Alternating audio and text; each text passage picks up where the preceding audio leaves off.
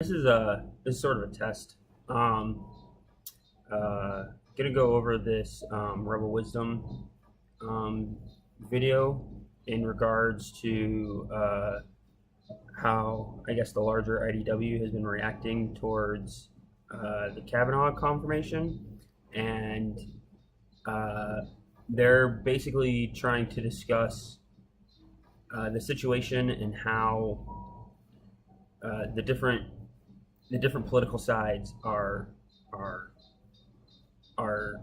engaging in this, especially in response to Jordan Peterson's tweet, which, in my opinion, it was a very bad idea. But I mean, that's not saying anything new. Even I think in Peterson addressing it, he agrees that it's also a bad idea. But I wanted to talk about some of the takes that they make in this clip, and so I'm just going to play those and respond to them because I think on a lot of bases they are really missing the mark. So the most interesting question right now about how this is all played out with Peterson, the Weinsteins, and the reaction that they've had from within, I'm not sure what one would call them, their fans or fans of the IDW in general. But for me, the whole point of the IDW is that you can have conversations in public. It's a new way of having conversations. And implicit in that is that you can have a conversation without it devolving into reactivity. That's the entire point. So just even right there, that I think that's the incorrect take. The idea that we can have conversations without it devolving into reactivity. All conversation is reactivity, okay? And one of the things that I think is kind of annoying me about this is a lot of people reacted too much to Jordan Peterson and said things that were uncharitable to him, which is true. But in the same way, I think the idea that there's an expectation that everyone is going to have this like stoic outlook and just not react, like that's not going to happen. We have to expect the reaction. I think this is the wrong avenue to take, especially whenever, quite frankly, someone says as shockingly a bad idea as what Peterson's idea was on this, for Kavanaugh to just step down after being confirmed.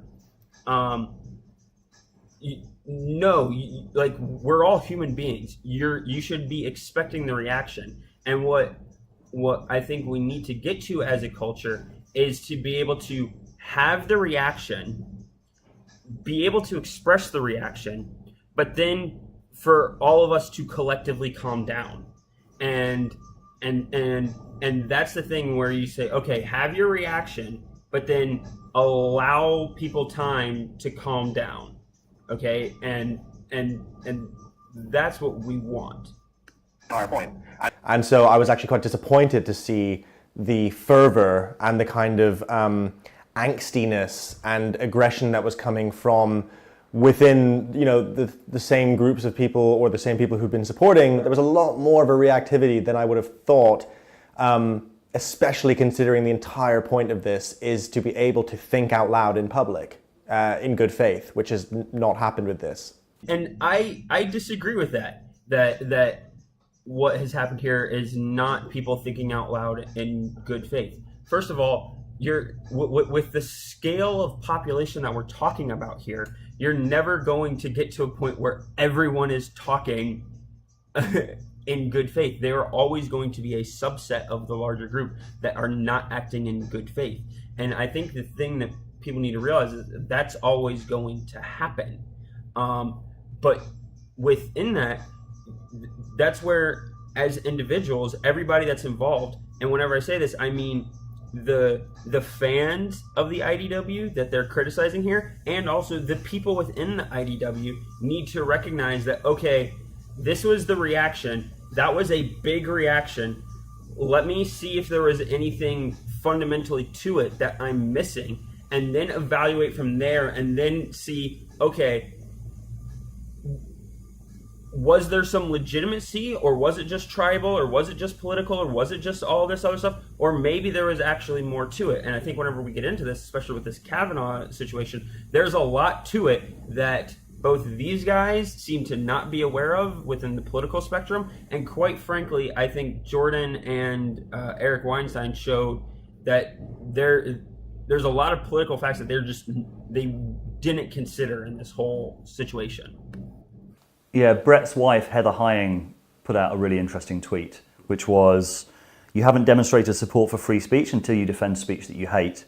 And you haven't demonstrated support or an understanding of nuance until you defend it even when your side is winning. And this whole idea about nuance, I think, is being able to hold contradictory thoughts.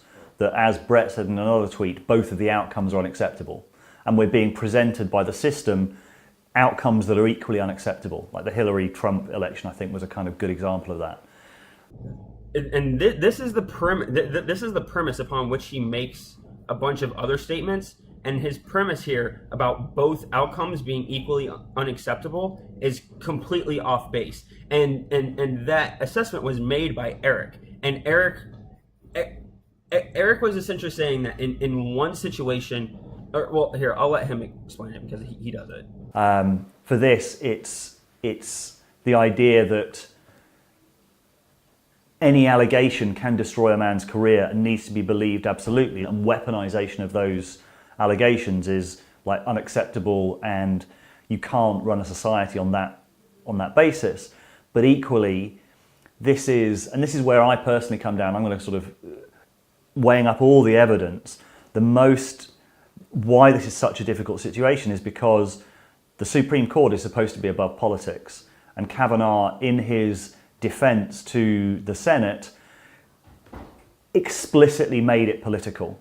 And he is completely off base here. All right, the first part about what the problem is that of if Kavanaugh were to actually step down, the reaction would be, or to not be confirmed rather, that the reaction would be a complete undermining of due process.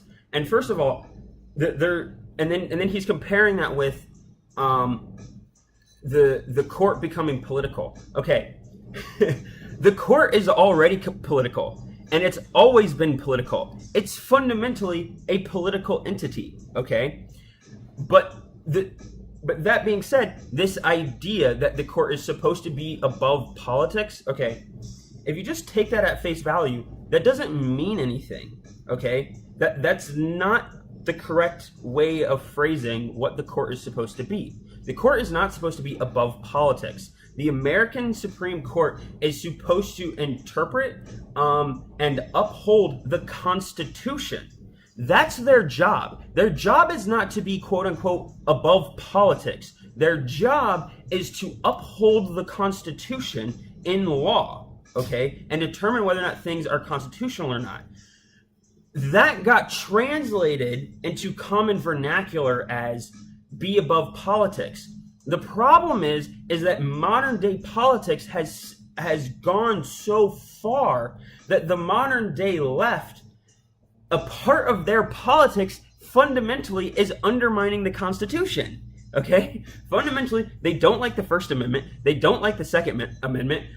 They don't like the Electoral College. They don't like the Senate now. All right? They are fundamentally against the Constitution. And that's why the original criticism of Kavanaugh was the fact that he was a textualist, because he cares about the original understanding of what the ethics of the Constitution was meant to be. Okay? So that's what's going on here. So that's the issue at here, is they're trying to equate these two outcomes as being both equally bad, and that's incorrect. One outcome, the undermining of due process, is a complete undermining of Western civilization.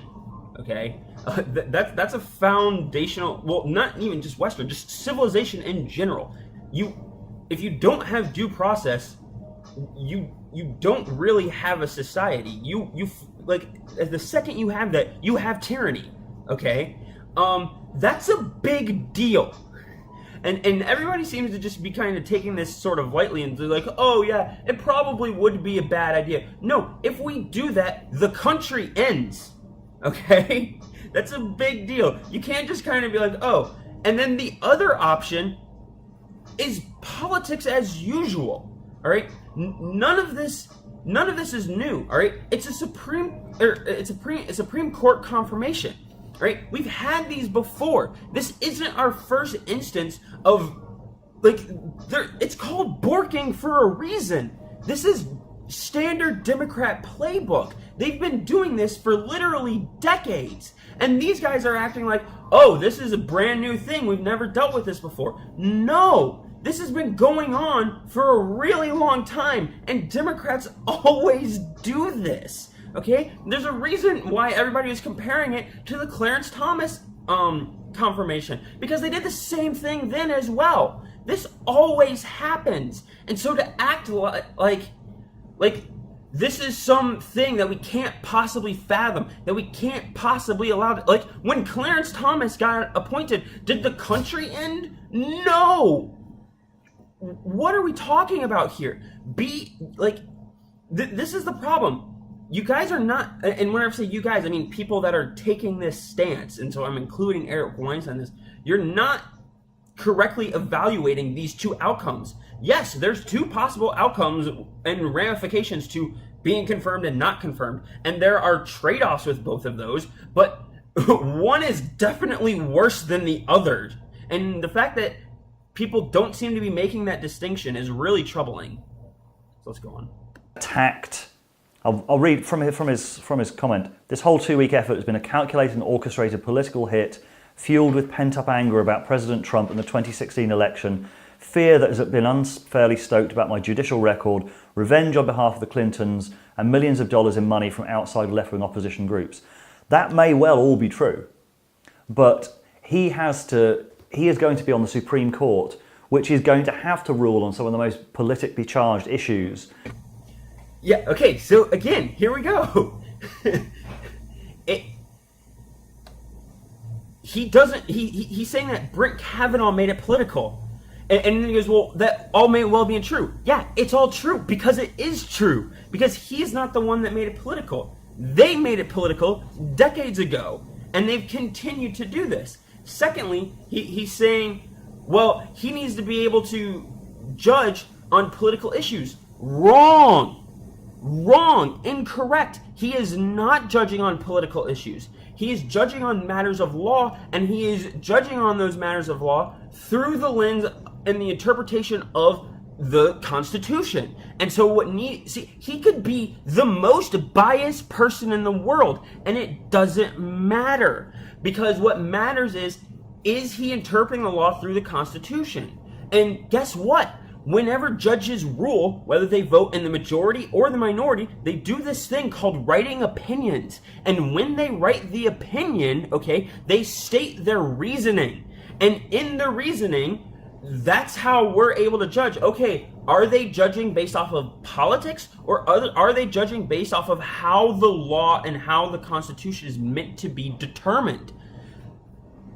The whole reason why we have a multiplicity of judges is because it is a correction for individuals' personal bias. Everyone has bias, okay? And if we didn't, we would just appoint one judge that had the super magical power of not being biased and could incorrectly interpret and uphold the Constitution. The fact is that we know people have biases, which is why there's 9 of them. That's why there's multiple of them. Okay? So this idea of, oh, he has bias, therefore he can't be allowed in, is absurd. They all have bias. How can the Supreme Court, when it is dragged into that debate, be seen as any kind of arbiter? And how do you pull out of this us and them mentality? Which is what I think Peterson was alluding to when he said that he thought Kavanaugh should withdraw. Okay, this us and them mentality, okay? How do we get out of this us and them mentality? okay, it's something that Peterson should have been well aware of. It's something that these guys should be aware of because they talk about it all the time. It's called the concept of fair play. All right? Fair play. That's how you do it. And what matters in this whole situation is whether or not people are following the rules. See, this is the thing that's so annoying about this, is that everybody talks about, well, the Democrats are mad about this because of what the Republicans did to Merrick Garland, because they didn't confirm him. And so the Democrats are going to be put up a stink this time. Well, guess what? They're allowed to do that. That's not the thing that's made everybody crazy. The Democrats fighting this, the Democrats trying to obstruct this, that's not the thing that's making everybody go crazy. All right? That's normal politics. Everyone's used to that. The reason why the Democrats could stop Merrick Garland's election is because the Republicans had the seats. They went out to the public and convinced the public to vote for them. And then whenever they got into the positions of power, the public said, hey, we don't want you to confirm this guy. Their constituents, the people that voted for them. And so they did that. Okay? That's how you negotiate it. And so guess what? If the Democrats don't like that, what they get to do is they get to go to a ballot box in a month and they get to vote. All right? And then whenever that vote happens, if they have enough to take over the Senate, when the next confirmation hearing comes out, they can try to stop it. Oh my gosh, it's called following the rules. What an amazing concept. All right? What we don't do is we don't arbitrarily say that one side needs to start listening to us all of a sudden and one side needs to shut up, okay? Because it always seems to be that, oh, whenever the Republicans are in charge, they don't know how to be magnanimous. They don't know how to put up with it, except for we put up with Obama for 8 years. And whenever we did that, we criticized them. Guess what? We're allowed to criticize him. And the thing that made people so crazy in the Obama years is because whenever we offered legitimate criticism, we got called racist. Okay? That's why this whole IDW, the alternative media, that's why it all started. Because Democrats have always been crazy and they've always been out of left field and doing these dishonorable tactics. All right? This isn't something new. I just want to go back to that point of nuance that Heather Hying had in her tweet, which I thought was very good. Being able to just hold things without needing to find the right answer or the answer that confirms my previously held beliefs. It's obviously not always easy. And I think with the Kavanaugh thing, it's so emotionally charged that people lose their grounding very easily on both sides. And see, this is one of the things that's so crazy, is saying like, oh, you're emotionally charged, therefore you're just confirming your own biases. No, you can be emotionally charged, and as long as you're also providing reasons, like, and those reasons are valid, it's okay that you're emotionally charged. The emotional chargedness of people's reaction, that's not the problem. The problem is the lack of reasoning. And in this case, I was on the Reddit. I was seeing people making arguments. They were putting forth argumentation. They weren't just arbitrarily saying, "Oh, Jordan Peterson's an idiot." All right? Like, I mean, sure, as I mentioned before, there are some people that will do that. But to say that, well, the right's reacting and the right's emotionally charged and so they're acting just like the left. No, we're not. We're getting emotionally charged because people aren't, the reason why we're getting emotionally charged is because you're not listening to the reasoning, right? People are offering reasons and people aren't listening to them, all right? That's the thing. That's the other point, is that I think there's, for all the flack that, and I'm guilty of this as well, all the flack directed towards the social justice warrior kind of attitude and the regressive left, I see just as much reactivity from the right. And that, for me, it's two sides of the same coin. I think has to be a resolution beyond that where... Okay, it's two sides of the same coin. It's two sides of the same coin in the sense that we're all humans. So we all react emotionally, which, yeah, that's true. But it's pretty obvious that one side is offering rationale and the other side is not. Okay? And then in the cases where they do offer rationale, like Eric Weinstein tried to provide rationale, the right has responded and said, no, that's bad for these list of reasonings. And then because we all did that, it seems like everybody's acting like, oh, they reacted emotionally. No, we were thinking out loud too. We were explaining why your reasons were bad. We should be allowed to do that. It's a new... genuinely what the IDW is supposed to be about. Again, a new way of thinking, and I think part of that new way of thinking is also around taking responsibility for our emotions in the moment. And probably not doing it online, but that's another conversation to have, yeah. Because the other point that comes up as well, like Peterson, I think, has been the main target of this because he has been identified as on one side of this culture divide. And I think a lot of the people who are following him see him as an ally on that side of the culture divide, like fighting back against identity politics. And so he, I think, has suffered probably more than maybe Eric or Brett. I mean, they've got a lower profile anyway, but they're not seen as figureheads for something. But what's interesting is that I think when Peterson went on the Marr show and said, well, hang on, you can't, and there were a lot of people there being quite dismissive of Trump support, and he said, hang on, you can't just write off 50% of your people. The same thing goes the other way. And that's basically what is happening on the other side now. Again, all right, no, it is not the same thing that is happening now. All right, what is happening now is the correct political process. The way that you enfranchise the other side is you don't try to dig up random dirt and allegations and say that, oh, we made allegations and all men are bad and therefore this man, he falls into the category of men, so therefore he should be punished. Okay? If they want their voices heard, there's a mechanism already in which they can do that. It's called voting.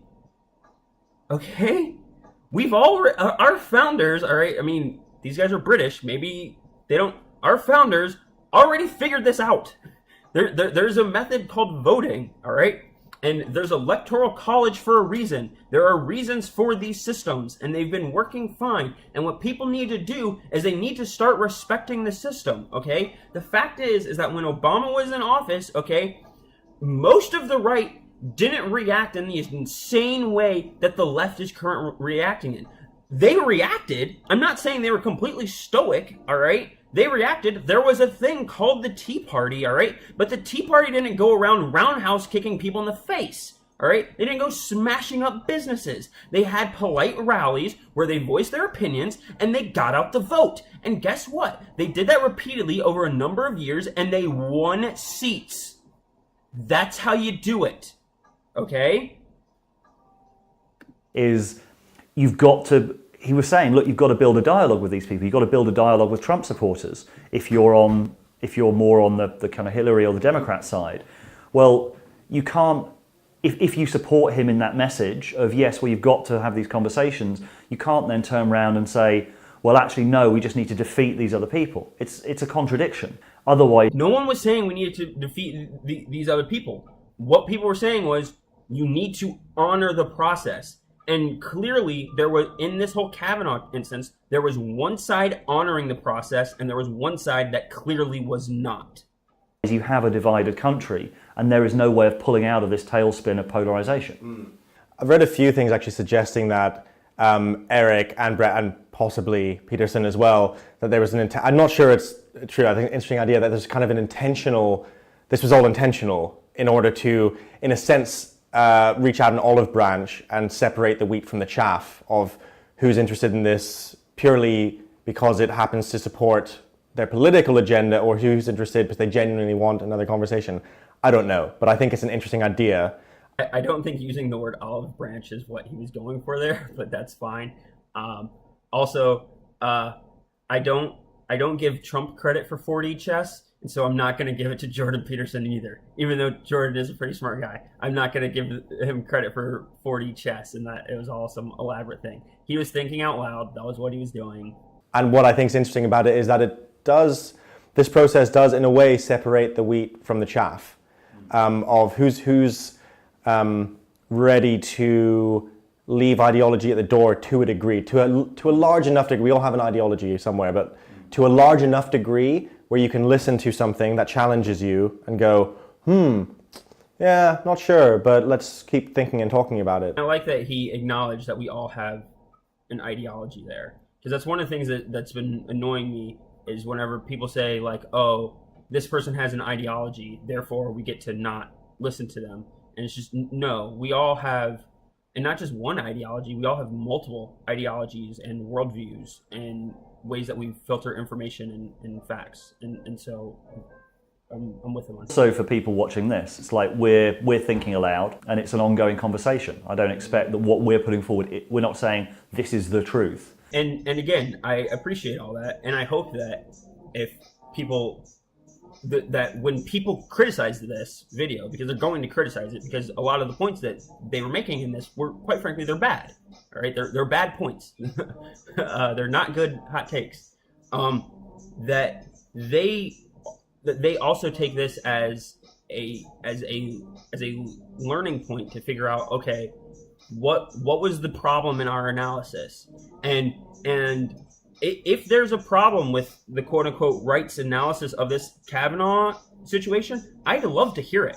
All right, I don't think I've heard any good points about why Kavanaugh to support Peterson's idea that he should step down or why he should not have been confirmed. I have not heard a single good point, and I mean, if someone knows of one, please say it, but I haven't heard it yet. But we think it's a valuable addition. We think this is a valuable cultural moment to be able to say, how can we see things from multiple perspectives in a way while holding on to truth, while holding on to what is actually going on. Yeah.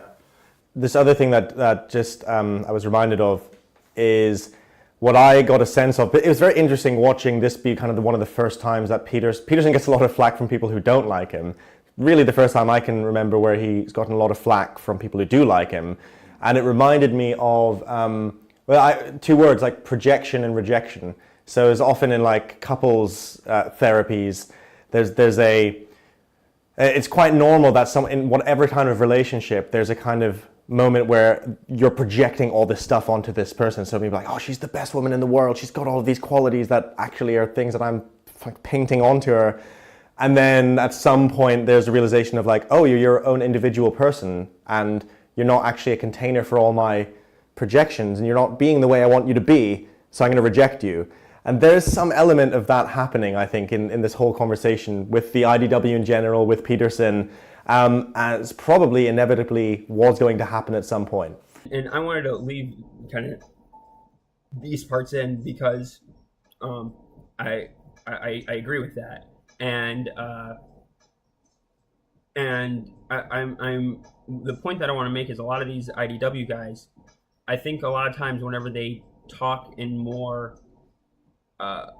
abstract terms and ideas, they're really good and they're on point, and they have a lot to contribute. But I think because of the lack of following American politics, that they make incorrect assessments whenever it comes to kind of the day in, day out American politics scene, which is why, like someone like Ben Shapiro, who follows all this stuff, he knew immediately that what Jordan was saying on this was just incorrect.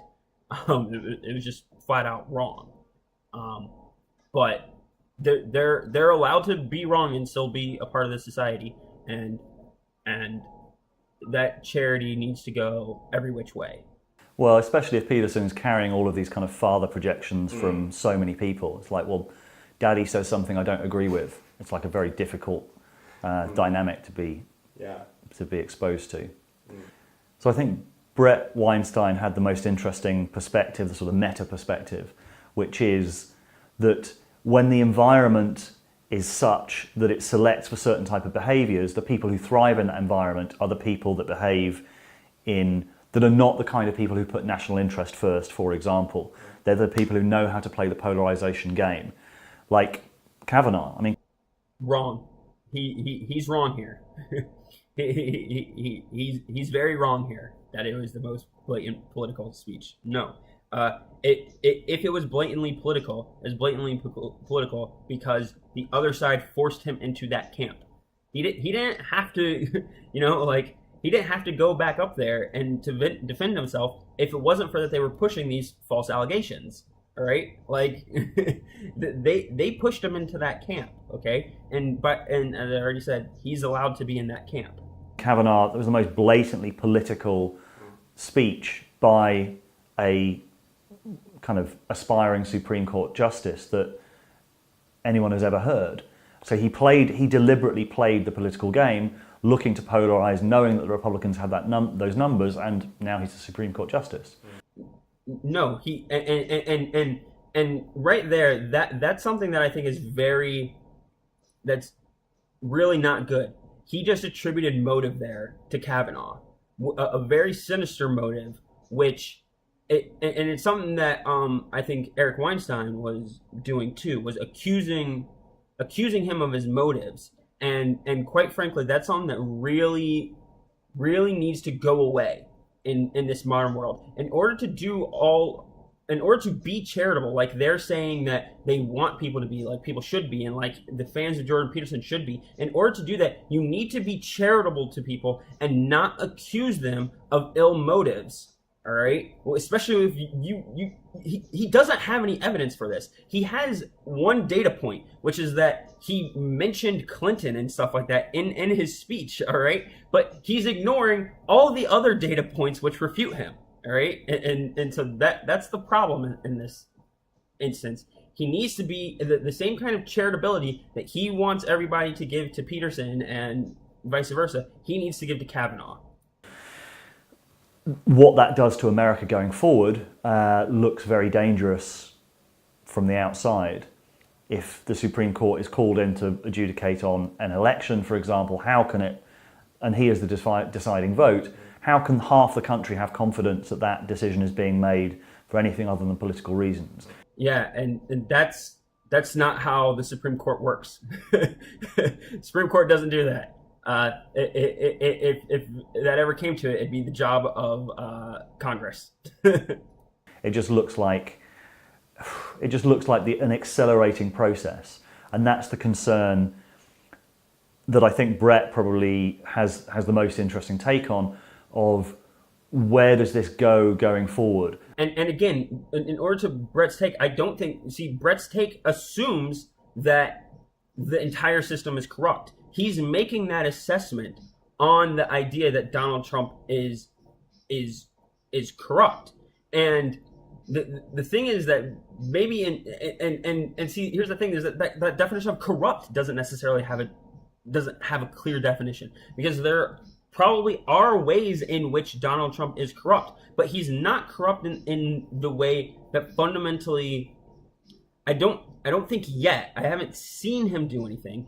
I do think he's somewhat toxic to public discourse, but I also believe that presidents are a reflection of the people, and presidents are a symptom of the people, not the other way around. All right, and so the reason why someone like Trump got in was because of someone like Obama, and the reason why Obama got in was because of someone like George W. Bush. And the reason why George W. Bush got in is because of someone like Bill Clinton. And it keeps going back, all right? And so whoever we have after Trump will be because of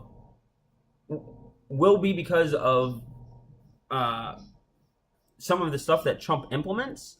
But I think it's it's uncharitable to speak in these grandiose terms like, this is another sign of corruption winning or something like that. That's really not the case here. As this continues to spiral, it really looks almost impossible for anyone to come up there's an interest, he also frames it in what an opportunity for someone to come in and be a hero. That could have been Kavanaugh to say, look, I'm willing to, I've been vindicated, but I put the national interest first.